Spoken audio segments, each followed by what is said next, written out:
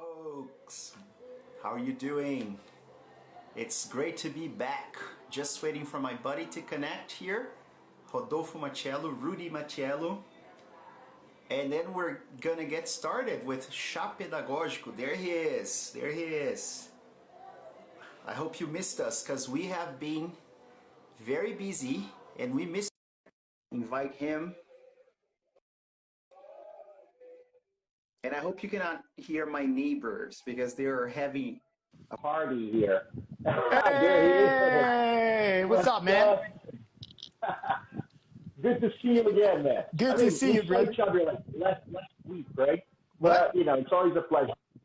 We saw each other last week, right? Oh, for sure. For sure we did, man. How's it going? Yeah. Well, I'm excited to be back here, man. I missed Chá Pedagógico. It's part of our monthly routine, right? We're back. Yeah, we're back. And it's so weird. It feels like we've been on vacation for like 5 years, but it's only been like 1.5 or maybe 2 months, if I'm not wrong. And you can tell by the way we look like bums, man, with the beard and the hair. You look like a bum more than me, actually. Because of the hair. Yeah, it's a long hair, brother. Yeah, I know. It's a long hair, man. Well, we've been working from home mostly now, so we don't really care. We don't get a haircut as we used to. Not as often, anyway. Dude, it's been 1.5 years that I don't have a haircut. I haven't had a decent haircut in a very long time. I got the trimmer, the clipper here, so I do it myself, but then it doesn't look good, but, whatever. Sometimes my wife helps me. Yep. That would be my suggestion. Like, ask our wife to help you. This would be a very interesting strategy for those who don't know how to use the clipper. But yeah, dude. Definitely. Yeah. But hey, we're back. Welcome everyone to another episode of Chá Pedagógico, the first one of 2021. And if there's one thing I can say is that for this year, I think even though you can only see my white wall, but I'm at a different scenario actually because I have a different armchair. I'm sitting on an armchair now. I don't have a very uncomfortable chair anymore. And you also have a different scenario. So we basically have different scenarios. I have a black. Dude, I got this awesome wallpaper that kind of simulates the blackboard, and then I can write on it, and then I've been working on this crazy concept that you know about, and I just wanted to introduce everyone to my cat, Elena. She just, happened to be here. I don't know why. I think, and she doesn't really like when I do that to her, but everybody knows she's not very social. No. But, we're trying our best to make her comfortable. But yeah, so this is really, something, I think I learned that from, I don't know, man, design thinking or whatever. So you have to have a space in the house or a notepad or Post-its, for you to kind of jot down your crazy ideas and then go back to them. So I'm using this wall now. Good. The problem is it's been like this for more than a month now. That was the last good idea I had. It's because Chá Pedagógico is getting bigger and bigger. Most TV shows, year after year, they kind of change the scenario. They change the layout and all these things. So that's what's happening with Chá Pedagógico right now. We're changing the whole scenario. We're growing. We're grown-ups now. And I'm really excited about today's episode because I think it was you, man. Maybe, I'm not sure because we never really remember who had the idea, but I think it was you who said we have to honor those who came before us, right? Yeah. So let's look at, the major contributions of our areas. And then the first thing that came to mind when you said that was Sir Isaac Newton's quote, and he said, if I remember correctly, if I was able to see further, it was by standing on the shoulders of giants, right? Yeah. And that's what we're going to do today. We're going to stand on the shoulders of giants and talk about their contribution. Totally, totally. That's awesome.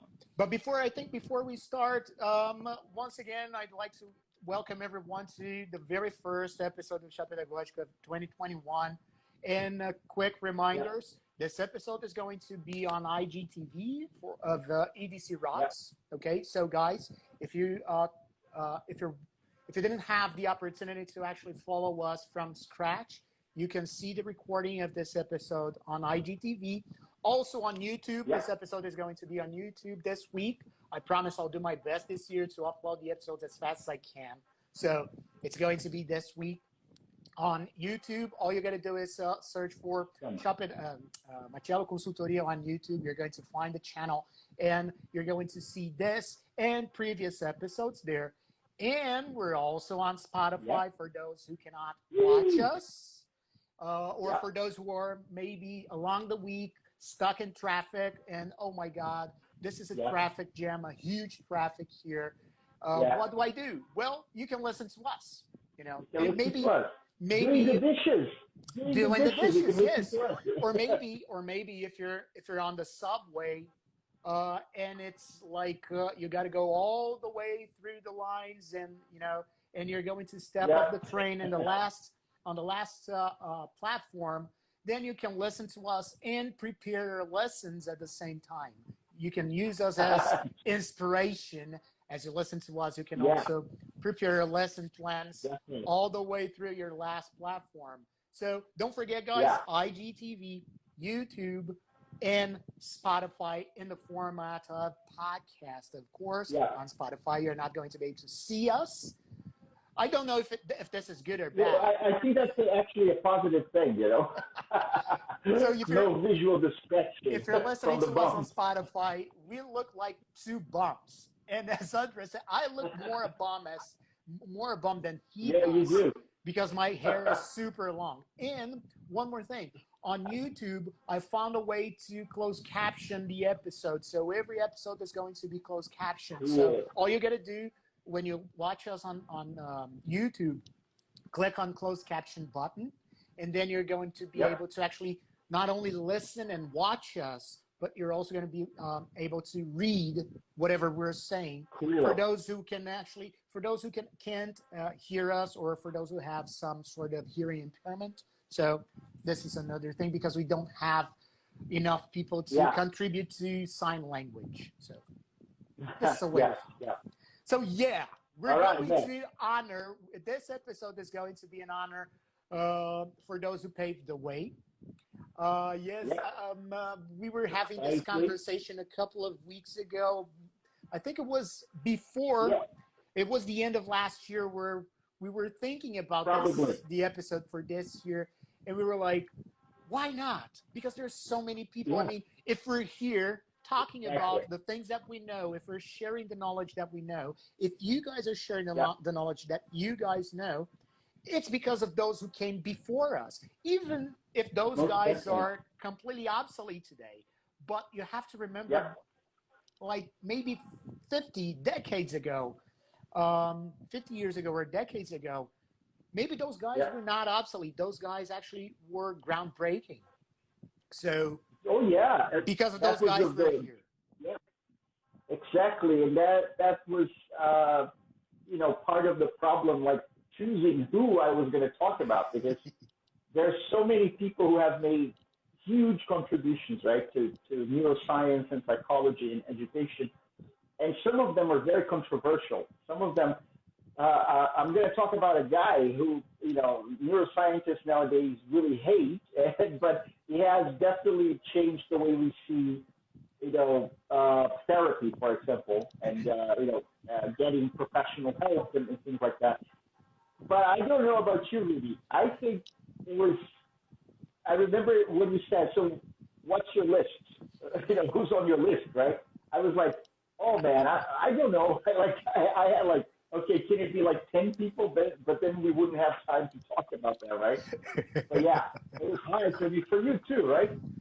Man, yeah, we actually came down to 4 names, but it was heartbreaking to leave a lot of people out of the list. Seriously, it was. That's how I felt. It really broke my heart, because there were so many people, and I try to choose the ones that I actually, they're like superheroes in my area, in our fields of study, and and those who are who actually have been incentivizing me because they're not dead yet. So those who I selected are not dead yet, at least not that I know of.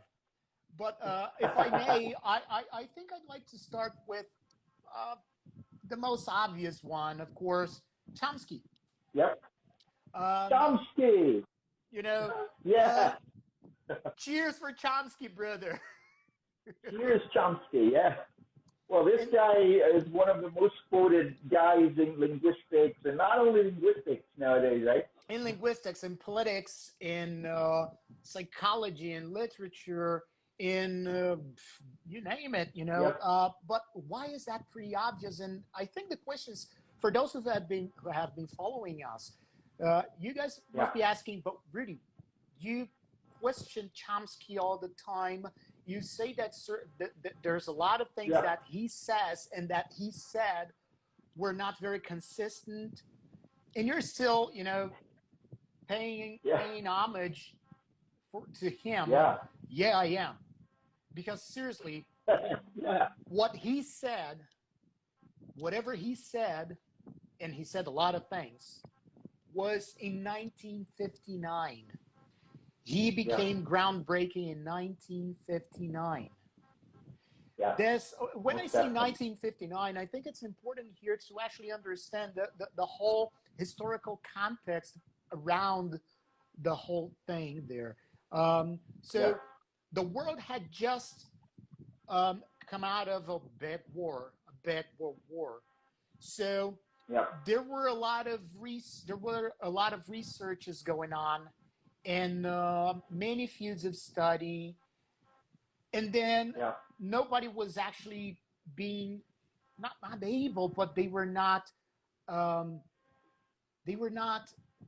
bold enough to touch areas, the linguistics area, because we were talking about constructivism and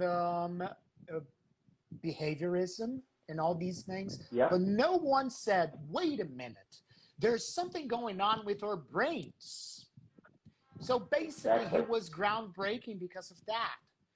In 1959, he was bold enough to say, there's something in our brains, and there's something that we have in our brains is because we evolved millions and millions of years of mutations. And now we do have something in our minds called a language acquisition device, or LAD. Even though, and again, this was 1959, the beginning of the 60s, and today is 2021, a completely different scenario, historical scenario, a completely different technological scenario, different century, because this was in the last century. So and if we have to remember, this is millennium. It's a millennium, right? It's a different millennium, and this is actually the second decade of the 21st century. We're already in the second decade of the new century.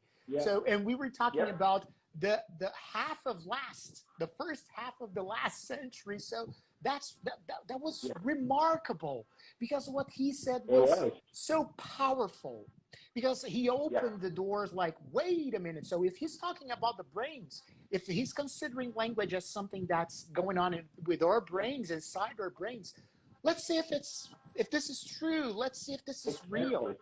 And we wouldn't be here because he influenced me, of course, as a linguist. Probably he influenced you too, Andre, even though you're not a linguist. But he talked about the brain in 1959. So my first tribute here is for Chomsky, of course. Chomsky, and dude, I have to say something about Chomsky as well, because we studied even in neuroscience, you know, and we had a unit called cognition and language. And of course, we went all the way back to, you know, behaviorism. We talked about constructivism, social interactionism, and all of that. And then Chomsky, he kind of pointed us towards, the right direction of there has to be something that is unique to human brains. It's not really a device or a mechanism or whatever, just, the entire brain is unique, right? Because of years and years of evolution. But then again, it's the whole nurture and nature debate, right?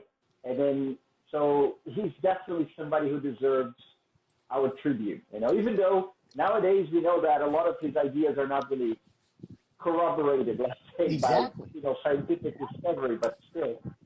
But, and then my first choice, for a very important guy who really paved the way for, the future of neuroscience, really, for how we understand how the brain works, was a guy from Spain who's already dead, and his name was Santiago Ramón y Cajal. And this guy, apparently, he was a troublemaker when he was a kid. He got kicked out of, many schools because he was like a hellraiser. So when you start digging his biography, everybody says that he was not really a geek. He wanted to be an artist.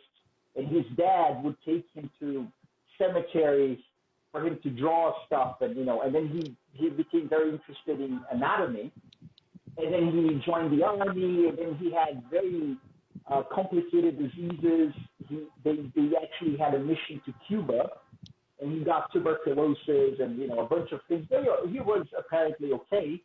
And it was when he decided to become a doctor, to study medicine, that he realized that he had something to contribute. So we call this guy the father of modern neuroscience because he was the one who was the first person to find empirical evidence, in a way, for the idea that neurons, they are separated. They are individual cells, Before Santiago Ramón y Cajal, the theory that was, going on, most people believed in something called the reticulum.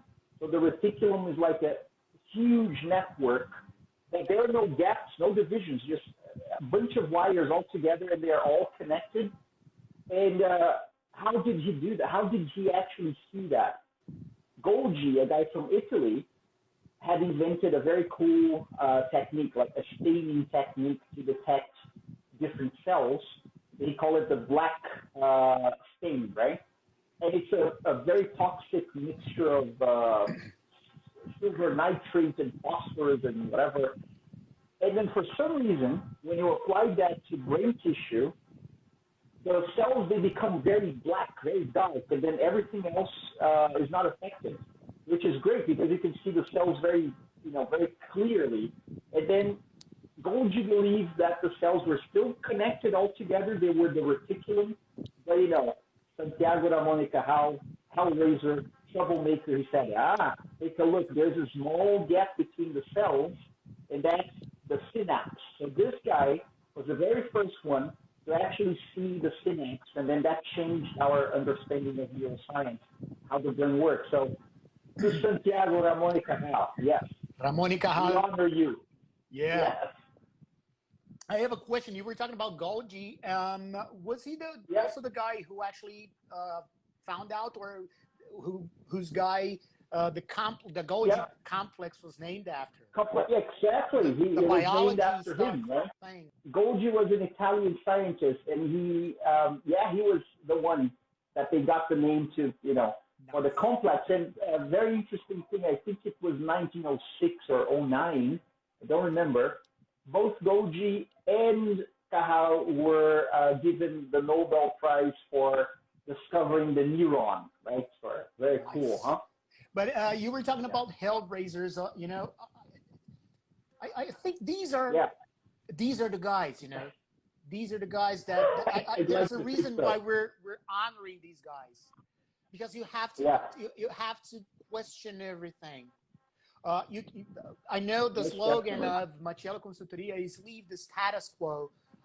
There's a reason for that, because if we live in the status quo, not leave, if we're sitting our butts on the status quo, we're never going to do anything different. We're never going to evolve.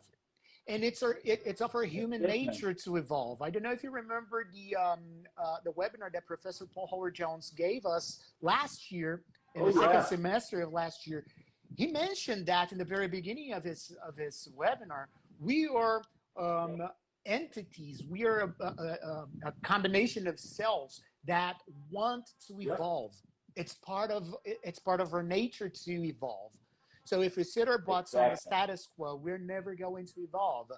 Whether we're engineers, medical doctors, dentists, teachers, language teachers, math teachers, it doesn't matter. And because we are teachers, yes, it's even harder for us, or actually, it's even it's our role or evolving plays a bigger role here, because we're constantly having generations and generations coming over, and different profiles and different backgrounds and all these things. So we have to constantly evolve. We cannot be in the status quo. We should never be in the status quo.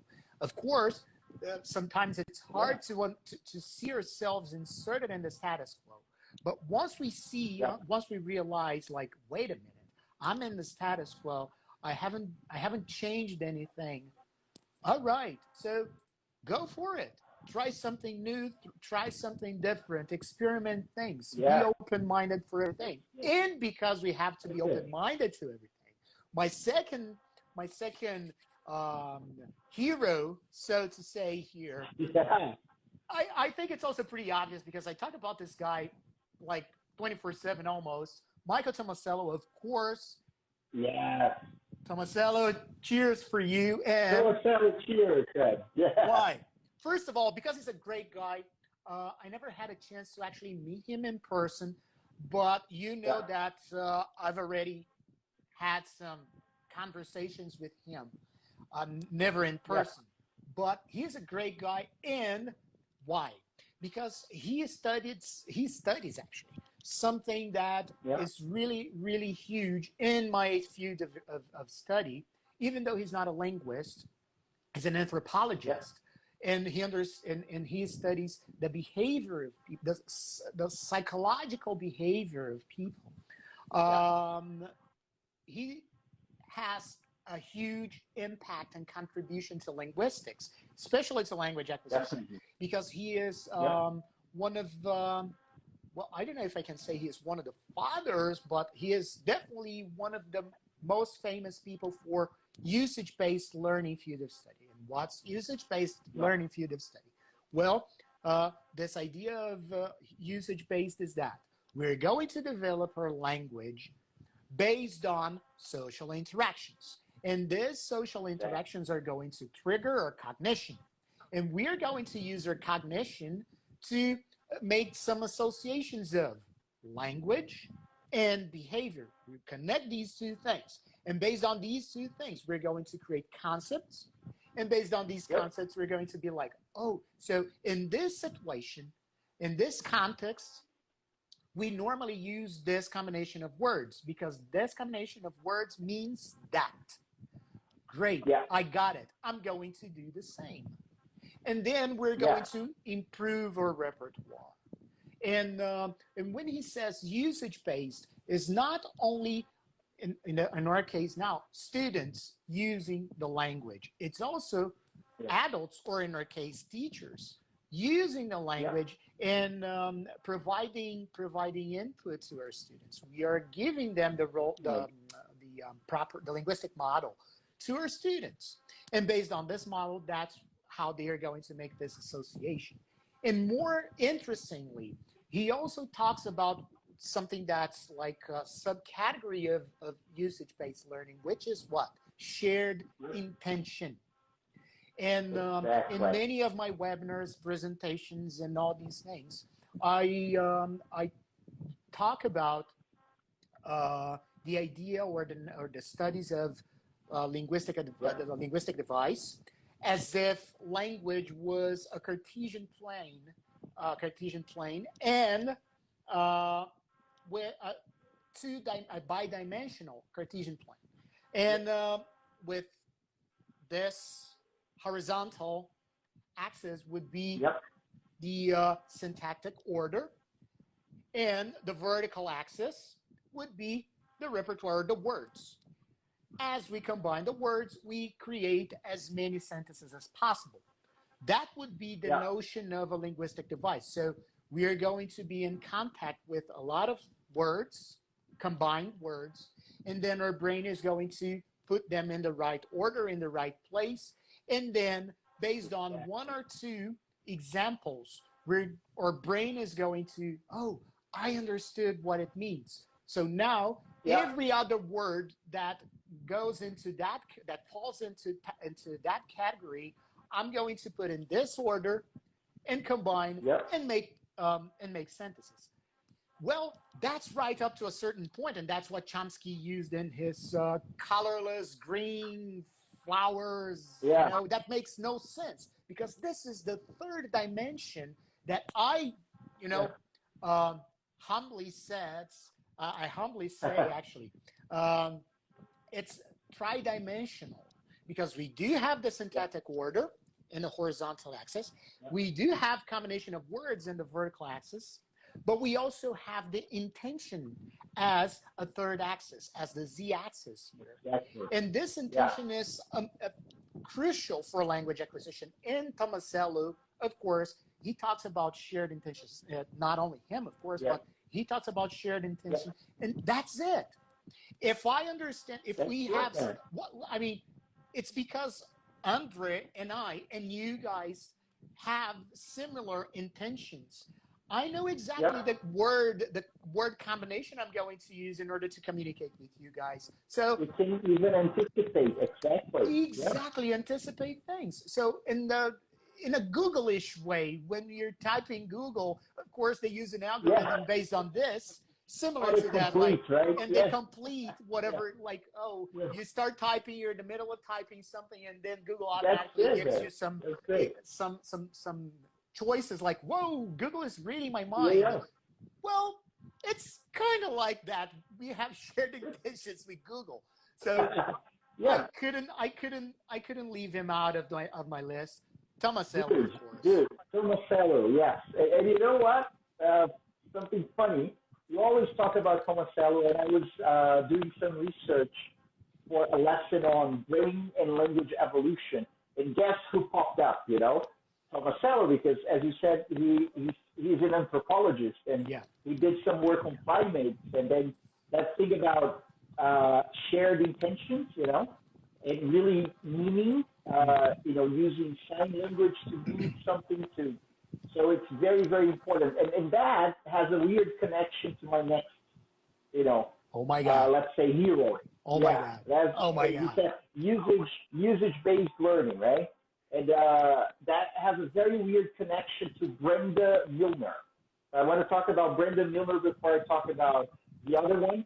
But Brenda Milner, she was a pioneer, and I think she's still alive. She's like 102 nowadays, like 103, something 100. like that.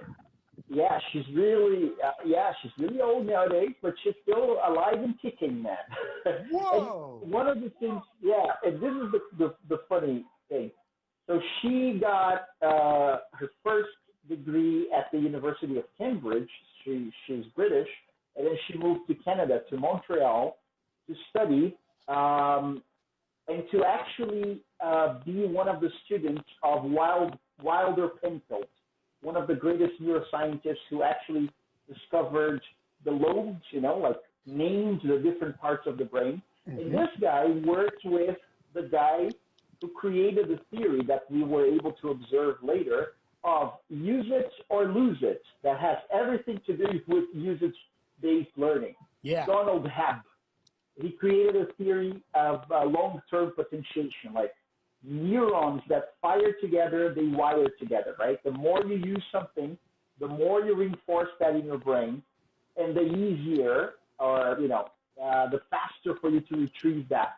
It becomes part of your repertoire, sort of, subconscious. You don't really have to think about it. And this woman, Brenda Milner, so she was assigned by Wilder Penfield to study a very weird case of a guy who had been in an accident, who was a kid, and he cracked his skull, and he was having epileptic attacks, like seizures, right? And then there was a very famous hotshot neuroscientist in the 50s. His name was William Scoville, I think. And he decided, based on the research of thin film, they decided that they needed to remove certain parts of the temporal lobe, so the medial temporal lobe, where we can find the hippocampus. Mm-hmm. The hippocampus is inside, because that would stop the seizures. And it did stop the seizures. So they stuck kind of a straw, a metal straw. They sucked out parts of the hippocampus of this poor guy, HM. And then this guy stopped seizuring, so that he had no seizures anymore. His intelligence seemed to be intact, but he couldn't remember. He couldn't make new memories. He actually forgot most of the decade previous to this surgery, and he couldn't make new memories. Brenda Milner was the one who studied this guy for a very long time. She was the one, we could call her the mother of neuropsychology, clinical neuropsychology, because she was the one who, for the very first time, said that there are different types of memory, and those memories are processed in different parts of the brain. Because she saw that he couldn't remember names and concepts and new ideas, but he could still remember a skill. Like, she tested him, asking him to draw a star between two other concentric stars, but by looking at a mirror. So there was a mirror, and then he had to do it. And of course, the first time you try, you get all wrong. But with practice, you know exactly what you have to do. So he was still able to remember how to do it. But if you asked him, so when did you learn how to do it? He couldn't remember the sessions he had, because that's declarative memory. And this woman, still kicking, she produced this huge amount of knowledge for us. And nowadays we know so many different types of memory because of this pioneer work. So here's to Brenda Milner. Okay? Brenda awesome. Milner. Brenda Milner. Yeah. Yeah, man. Yeah. What was the name again? You just said the name of the doctor that actually removed part of the temporal lobe. Scoville. William Scoville. William Scoville. When you mentioned his name right now, automatically I had an image of some Harry Potter character, because he has the name of a Harry Potter character. I was like, okay, I think he's a wizard or something. There was some and spell. I remember, dude, did you ever watch the Prison Break or something? I don't know if you ever watched that. It was a TV series. Prison Break, yeah. Okay. I don't know. I think the name of the main character who got arrested and was planning to break out of prison, his first name was Scoville, or Michael Scoville, or something like that. And that, I don't know if it had any relation to this guy, to this neuroscientist, maybe.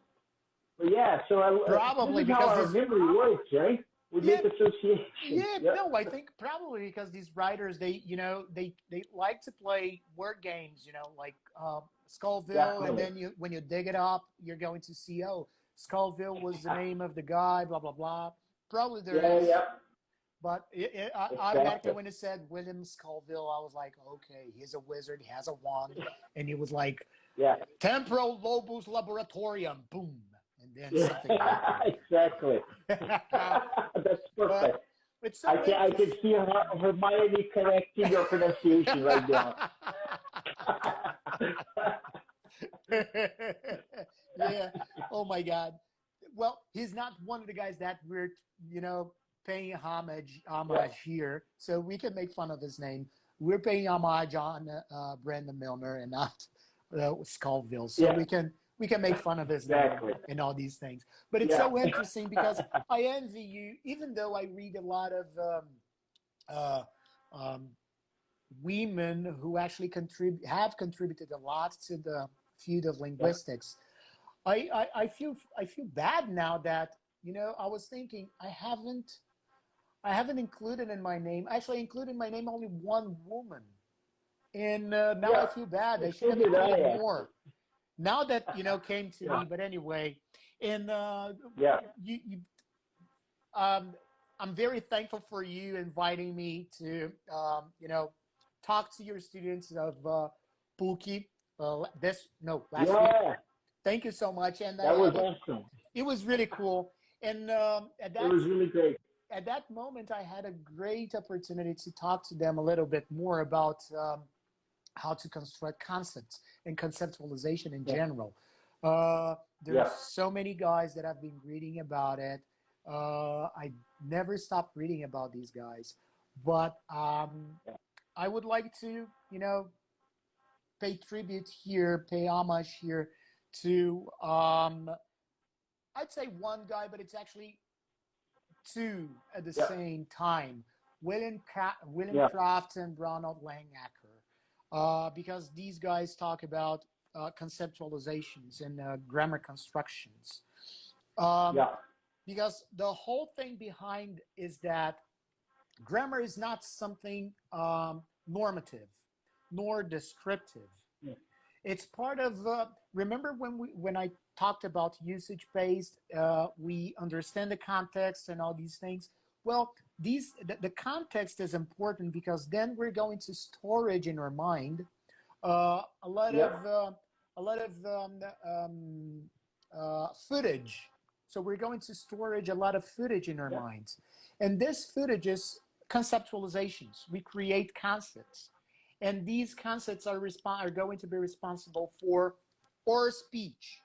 The speech is going to be the tool we use to kind of like give shape to our thoughts.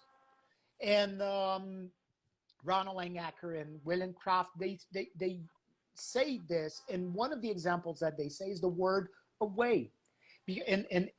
Because the word away, of course, not only in second language, but in language acquisition in general, during the process.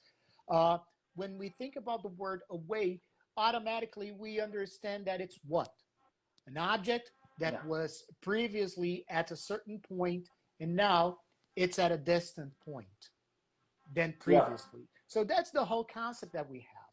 And then because we understand this concept, when we have to give a shape or give a body, I don't know if you guys have been in one division, vision has a body. So the body of our thought or the vision of our thought is the language. And when we want to give a body to our thought using a way, using this concept, we use a way. That's the word to represent that concept. And whenever we want to say, please go away, it means go to a point that was previously here, but now it's not here, it's far from here. Or when we say, that island or that country is too far away from us, meaning that we are at this point here, and that country is located at a point using ours as landmark, completely far from this. So William Kraft, Ronald Langacker, tribute to these guys. These guys are amazing. Yes. We honor you guys. Great.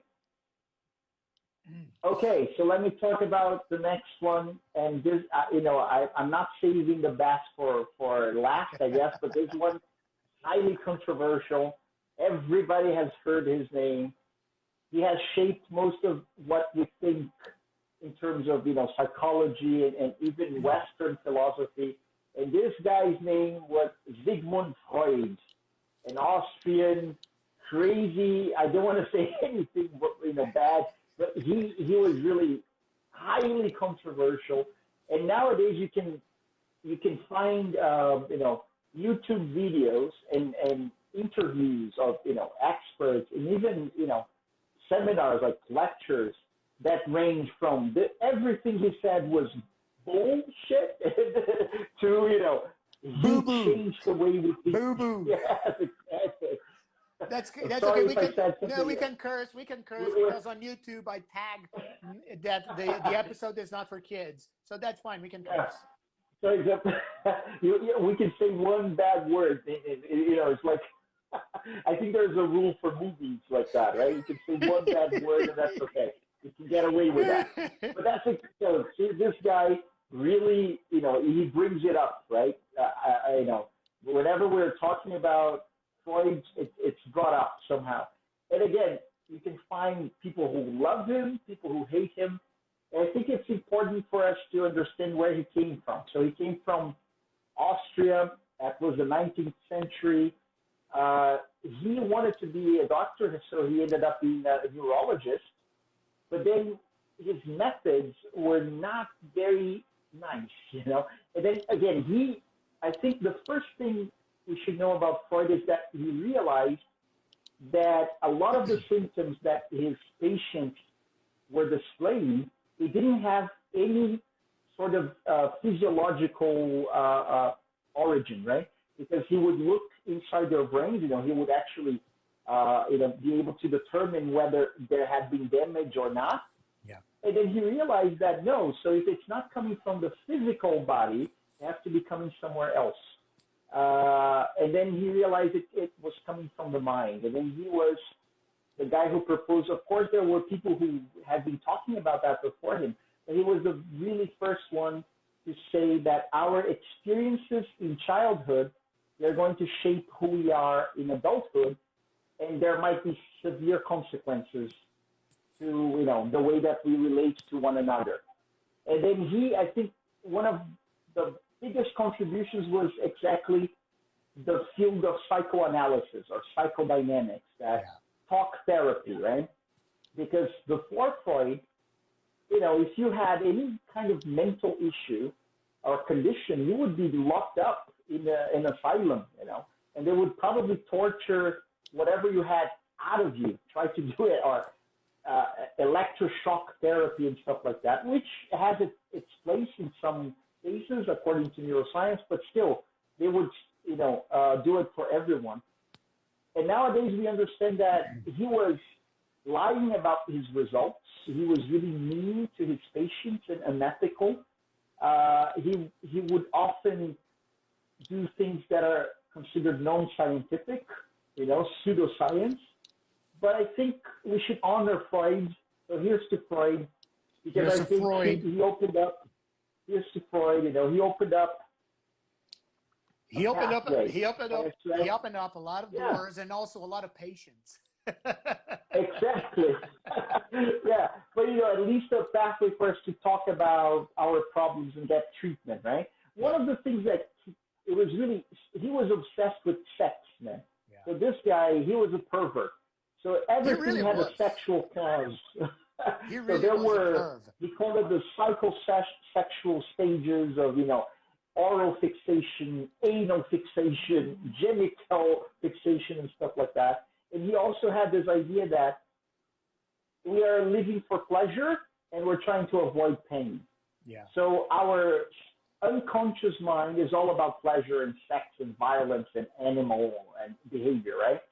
And then we have this moral mind that he called a superego that is all about living in community and, being kind to one another and everything. So that's why in the 1910s, 20s, there's the image of the little devil and the little angel on your shoulder, and you are the ego. So you have the little devil is the id, the unconscious mind, and the little angel is the superego, and there's a battle, and you have to decide which way you're going to go. We know that it's not like that exactly. We know that the id doesn't have superpowers and things like that. But exactly. But he gave us something. He was his impact was so huge that many European countries, they also understood that as a liberation. So they actually agreed with what Freud said. Of course, not Freud, but of course, he opened the doors for so many other studies that came after him.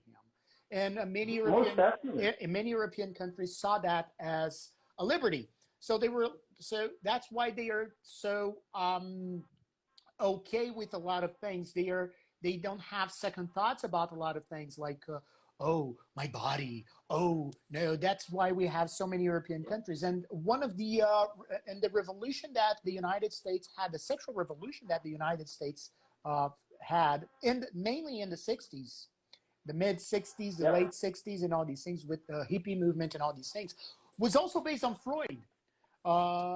Definitely, yeah. Almost 4 decades later. Because it's all about that. Like, oh, wait a minute. So why do we have to be moralists? If it's not a crime, why do we have to hold it down? You know, we don't have to do that anymore. So that's how impactful Freud was. Yeah. And I'm not a huge connoisseur of Freud, of course. I've read some things. I have very superficial understanding of Freud because it's definitely not my area here. And I'd like now to talk about a person. We talk about a lot of guys that are international. This guy is also international, but he's been living in Brazil, more specifically here in my city for so many years, that I consider him Brazilian. Yeah. Professor,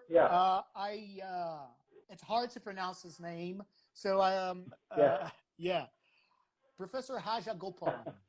Yes. He's from India. He's not from Brazil, of course, but he's been living in Brazil. He's been a professor of Unicamp for so many years that I consider him Brazilian. And, well, why am I, paying homage to Professor Rajan? He likes to be called Rajan because Raja Gopalan is like too long, so Professor Rajan is too long. It's much better. He studies pragmatism, linguistic pragmatism, pragmatics. And I'm all about pragmatics. Semantics and pragmatics work hand in hand. So, And more recently, not that recent anymore because it's been a while. I'm looking up there because the book is right above me. It's because it's not that, it's a little bit far from my reach here, but it's close to me right now. And one of his books, he actually revisits the notion that we do not speak things without thinking. There's no such thing. There's no such thing as, oh, he's just saying or she's just saying. No, there's no such thing. Every production, every oral, every linguistic production has something behind that. Has something, has a purpose. Yes. And this he's revisiting that because that goes against what for decades, and I remember when I was taking my undergrad course at college, my professor said this difference between locutionary and illocutionary speech. So what would be illocutionary speech? Illocutionary speech is, when a person produces something linguistically, just for the sake of producing it, there's no agenda behind that. There's no meaning behind that. It's completely nonsense, no. And then locutionary speech is when a person is orally or linguistically producing something with a meaning behind that, with a purpose behind that. Okay. And then he says, no. Forget everything that we said up until now, because this is a misinterpretation of what Austin said. That's not what he meant at all. What he was saying, he was actually in doubt whether there is existence of illocutionary acts or illocutionary speech. And he was in doubt, and unfortunately he died before he could actually finish his job. And then there was a guy that came after him called Cyril, or in Portuguese is Cirli, okay? And Cyril actually carried on with kind of like Austin's job, but in his own way, because Cyril was not, he was against this idea that, oh no, a person never says something just to say something. No, there is always, there is always, okay, no, the person is saying something, the person is not saying something. He liked, things separate. But that's not what Austin said. That's not what Professor Rajan says.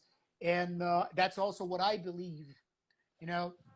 There's no such thing as, Rudy is saying something nonsense. No, there's no such thing. He doesn't mean it. Right? He doesn't mean it. No, there's always a meaning behind it. There's always an intention. There's always an intention. you know, even though, of course, I'm not talking about consciousness or subconsciousness. No, that's not the question here.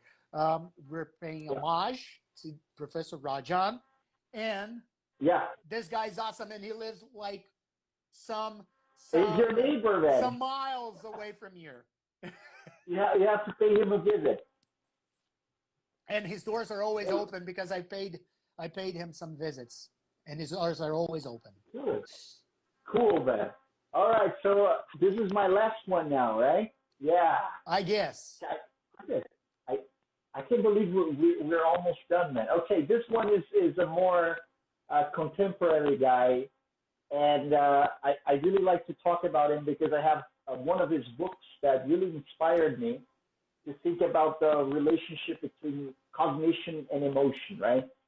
So this guy, his name is Antonio Damasio. He's probably one of the most important neuroscientists in the world, from Portugal. So a couple of years I was in Portugal with my wife. I went to Faculdade de Medicina de Lisboa, where this guy studied. I actually shot a very quick video there. And then, so what Antonio Damasio is not, I didn't select this guy just because of his body of work, but also his wife, Brenda Milner. She was the one in 1993 or 4, if I'm not mistaken, with Antonio Damasio and a team of researchers to study the skull of a guy who had a freaky accident in the 19th century, Phineas Gage. So he was a railroad worker, and so it was 1848 or something like that. And he had these huge iron rods, right, that he used to shove some sand into huge rocks with some powder, like gunpowder, to, you know, explode things and then build the railroad. But for some reason, I think there was a spark when he was doing that with a huge metal rod, like a 1.5 meter iron rod. And when he did that, the whole thing exploded, and this rod went through his left cheek and came out like, ouch, you know? Ouch. Yeah, so it actually, it entered his left cheek, and then it came out of his left prefrontal cortex, you know, sort of this area. And the funny thing is that this guy, he didn't pass out. He was totally fine. He lost his eye, right, because he went through this, you know, the optic nerve and everything. Come on. But he was fine. He was just walking. He got the rod. He went to see a Dr. John Harlow. He was okay, you know. But then later, they realized that he had lost something. So he had kind of lost his ability to control himself. He had become more aggressive, impulsive. He would, you know, like ladies were walking, and then he would call them names and do stuff like that. So Hannah Damasio was the one who kind of figured out which areas of the brain it damaged, the whole accident damaged. And Antonio Damasio nowadays, he talks about the idea that we can never separate body from mind, from emotion, from cognition. And we look at things from different perspectives. We can do that. But a lot of people have this misconception that you need to stop feeling or suppress your emotions so that you can do whatever you have to do cognitively. You cannot do that. It's impossible to do that because things work together in the brain. And nowadays, he's been talking about the relationship between feeling and consciousness. And then again, we need to be able to put them together. We shouldn't talk about them separately, because when you are hungry, for example, you feel that you're hungry, you have to be conscious that you're hungry so that you can go get food, right? So it has to become a conscious thing. So this guy is awesome, and his book is O Erro de Descartes. So you can find Descartes' error.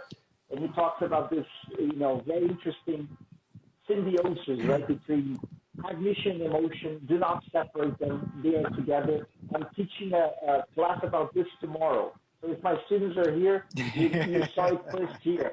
Chá Pedagógico. Yeah. Here's to Antonio Damasio. Antonio Damasio, cheers, bro. Yeah. And guys, if you haven't read anything about Descartes or Descartes, read it. Because this guy was also groundbreaking, but he was groundbreaking like 400 years ago. Exactly. Yeah. So he He was. a groundbreaker centuries ago. Read the cartoon. Yep. Because it's Definitely. really amazing. And just because I really cannot finish this episode without mentioning a great person. When I was taking my master's in Edinburgh, this person had just finished her PhD, and she was kind of like beginning to become someone very important in the fields of linguistics, which is Professor Eva Dabrowska. She's a great person, super smart. She's also one of my favorite people to study because she's the new age of linguistics, neurocognitive linguistics. Because she's actually combining what Tomasello said, what Kraft said, what Langacker said, Jackanoff, Nina Spada and Lightbound, and all these guys who actually paved the way. She's combining all these guys. She's a little bit before me, but we are all contemporaries, so I cannot finish this episode without mentioning her name, Professor Eva Dabrowska. If one day you see this episode, we're paying homage to you, to your name, because you kick ass. So here's to Eva Dabrowska there. Yes. There you go. Whoa. How long do you still have? We did it. I have like no idea. 2 minutes. That should like 2 minutes. I 2 think minutes and a half. Anna asked us something. List their names on IG. Yes. You will do that. I will definitely do that. I just want to say something very, very, very quick. We have an upcoming event for the MBE SIG, right? And it's going to be in Portuguese, if I'm not mistaken. So for Brazilian teachers, for Ana as well, because you can understand Portuguese. Anybody from Argentina and Latin America, you can join. And it's going to be about memory, retrieval practice.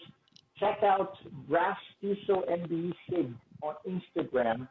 Sign up. It's going to be awesome. You have to go there. Really. It's going to be, amazing. And it's free. All right. And it's free.